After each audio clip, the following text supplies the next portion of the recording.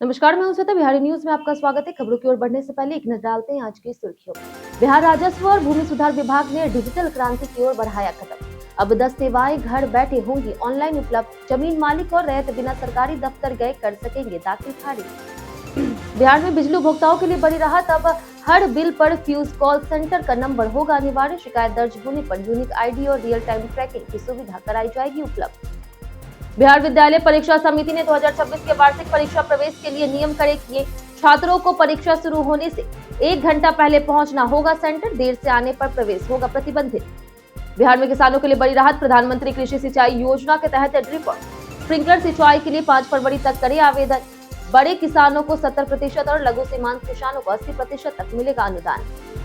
सूर्य कुमार यादव ने अपनी खराब फॉर्म के बाद शानदार वापसी का किया खुलासा। पत्नी की सलाह, सोशल मीडिया से दूरी ने बढ़ाया आत्मविश्वास।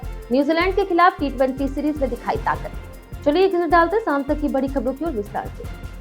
राजस्व विभाग की 10 सेवाएं होंगी ऑनलाइन। बिहार के राजस्व और भूमि सुधार विभाग ने भूमि से जुड़ी सभी सुविधाओं को डिजिटल बनाने के लिए तेजी दिखाई है। अब जमीन मालिकों और रैयतों को सरकारी दफ्तर का चक्कर नहीं लगाना पड़ेगा, बल्कि घर बैठे ही उनकी जमीन संबंधित समस्याओं का समाधान संभव होगा। विभाग ने अब तक करीब 10 सेवाएं ऑनलाइन उपलब्ध कराई है, जिनमें दाखिल खारिज, परिमार्जन प्लस ई मापी, ऑनलाइन भूमि लगान भुगतान, ऑनलाइन राजस्व न्यायालय, भू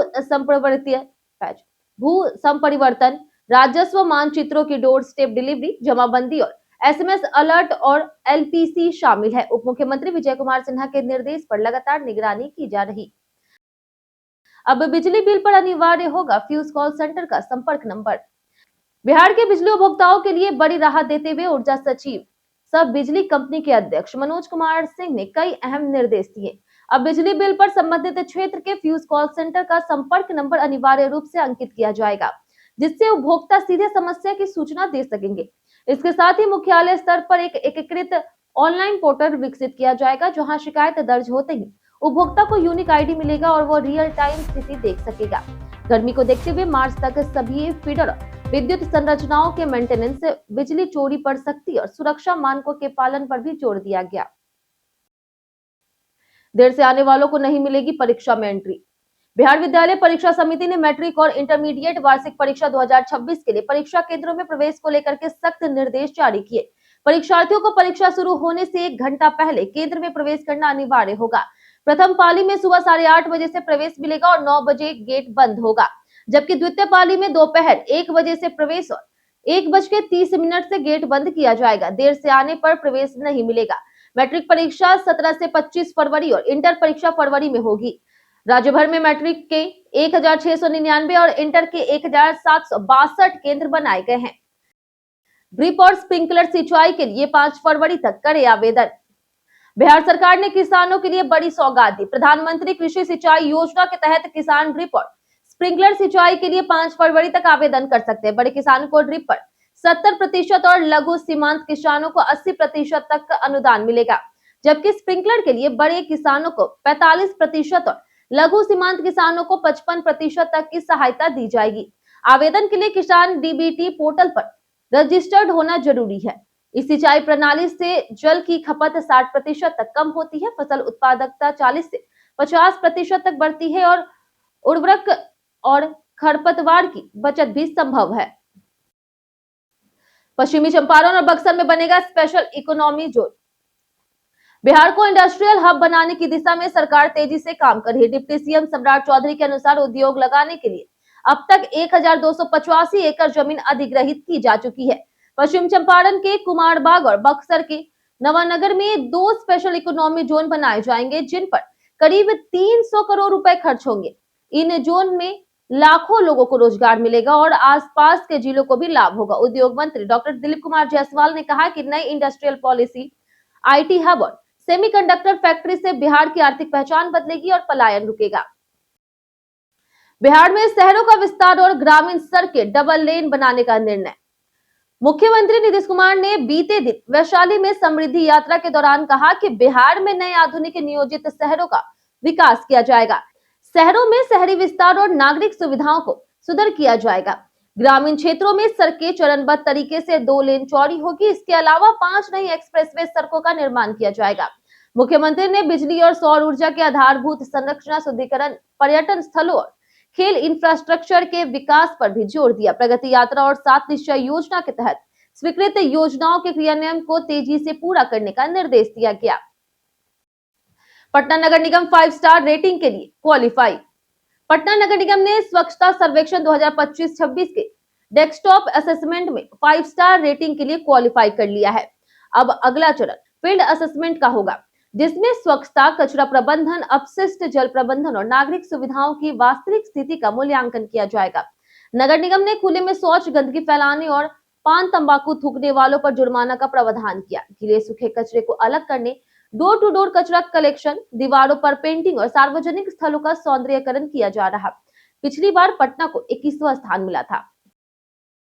पटना सराफा बाजार में सोना चांदी के दाम आज भी स्थिर। पटना के सराफा बाजार में सोना चांदी के दाम आज भी स्थिर बने हुए हैं, लेकिन महंगाई का असर ग्राहकों पर साफ दिख रहा है। शादी विवाह के सीजन में भी लोग भारी कीमतों के कारण बड़ी ज्वेलरी खरीदने से बच रहे और सिर्फ जरूरी और छोटे गहनों पर ही फोकस है।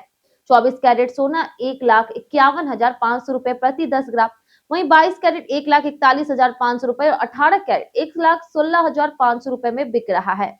1 किलो चांदी 3,06,500 रुपए में बिक रही।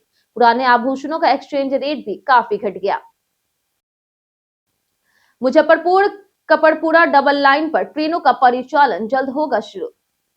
मुजफ्फरपुर कपड़पुरा डबल लाइन पर ट्रेनों के परिचालन का इंतजार जल्द खत्म होने वाला है। करीब 6 महीने से बीबीगंज आरओबी के कारण अटकी परियोजना को रेलवे ने नया शॉर्टकट प्लान बनाकर के आगे बढ़ाया है।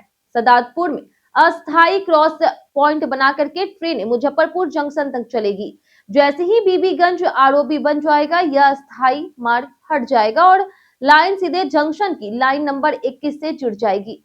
रेलवे ने लाइन नंबर 21 का विस्तार शुरू कर दिया है। इस योजना से मोतिहारी और सीतामढ़ी रूट की ट्रेनों को भी राहत और जंक्शन पर दबाव कम होगा।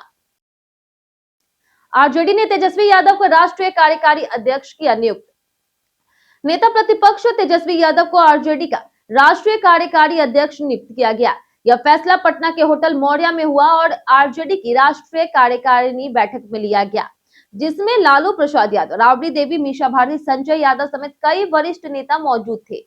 बैठक में भोला यादव ने प्रस्ताव रखा, जिसे सभी नेताओं ने समर्थन दिया।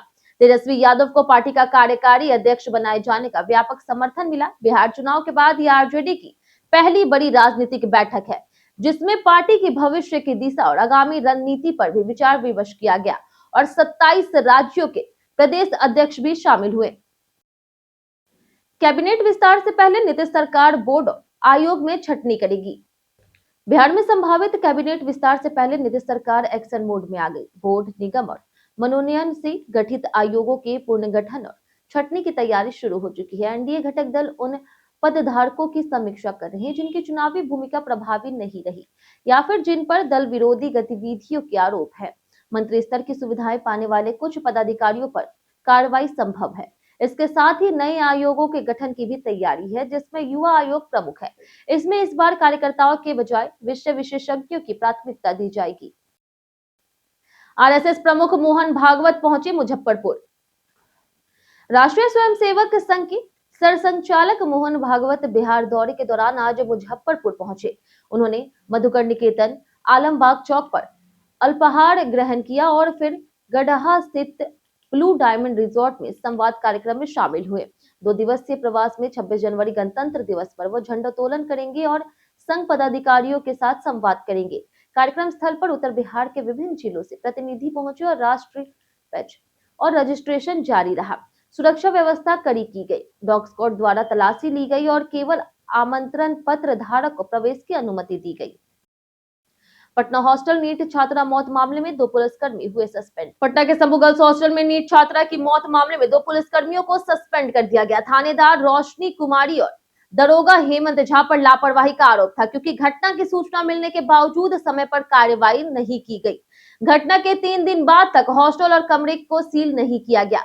फॉरेंसिक टीम ने जांच रिपोर्ट सौंपी। पटना एम्स के डॉक्टर ने बताया कि जांच टीम पहले ही बनाई गई थी, लेकिन अधूरे दस्तावेज मिलने के कारण जांच में देरी हुई। पुलिस ने 18,000 लीटर विदेशी शराब जब्त की। पुलिस और मद्य निषेध विभाग ने 18,000 लीटर विदेशी शराब बरामद की है।